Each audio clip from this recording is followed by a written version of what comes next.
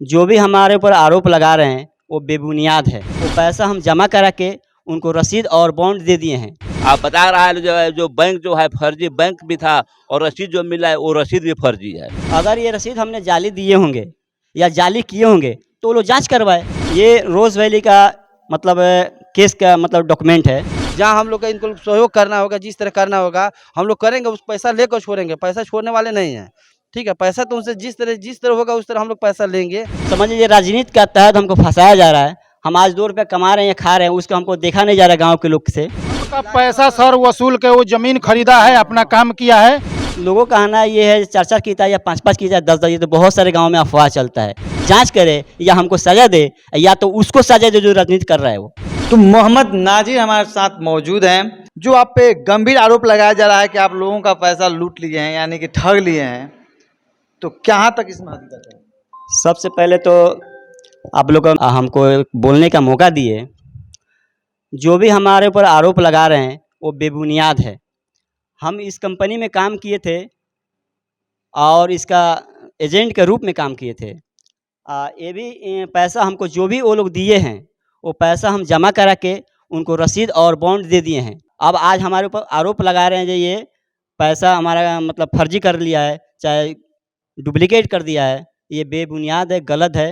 नाजिर साहब, वो लोग बोल रहे हैं कि आप जो रसीद की बात कर रहे हैं, जो आप रसीद दिए हैं वो जाली रसीद है।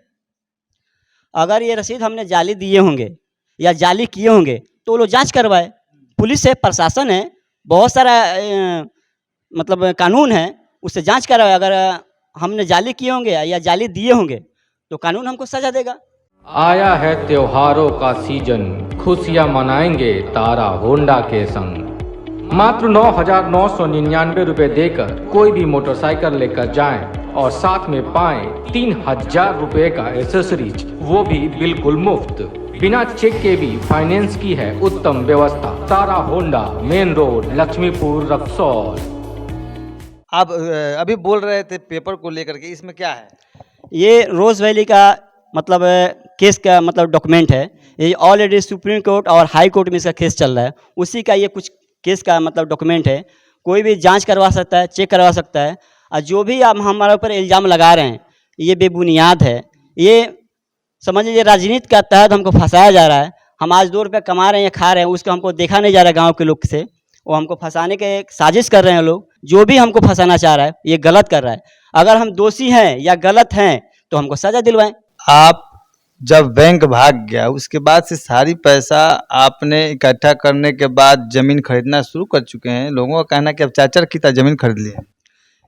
लोगों का कहना ये है 4-4 की था या 5-5 की था, 10-10, ये तो बहुत सारे गांव में अफवाह चलता है। अफवाह तो होते रहता है, आप मालूम है।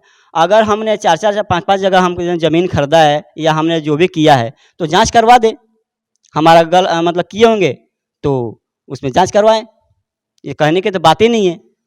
घर बनाने की बात है तो मेरा पहले का ज़मीन है, हम यानी समझिए 2012 से पहले का ज़मीन है, उसी पे हमारा साला घर बनवा। वो लोग कह रहे हैं कि 2012 के बाद से चेक किया जाए कि वो कितने संपत्ति अर्जन किए हैं। बिल्कुल चेक करा जाए, चेक करवाएं। उन लोग का अंदर है तो चेक करवाएं, हमारा जांच करवा के देख लें जो हम कितना संपत्ति मेरे पास है। लेकिन यदि जांच होती है तो आप भी तैयार हैं कि आप जांच कराइए, और दोषी होते हैं तो आप सजा के लिए तैयार? बिल्कुल सजा के लिए तैयार हैं। नहीं तो जो इसमें राजनीति कर रहा है और अपना मतलब वोट बैंकिंग में बटोरने के लिए साजिश कर रहा है, उसको अगर कानून सजा देगी। अगर दोषी नहीं पाते हैं तो हम सरकार से ये अपील करेंगे जांच करे या हमको सजा दे या तो उसको सजा दे जो राजनीति कर रहा है वो। बहुत बहुत धन्यवाद। Thank you sir.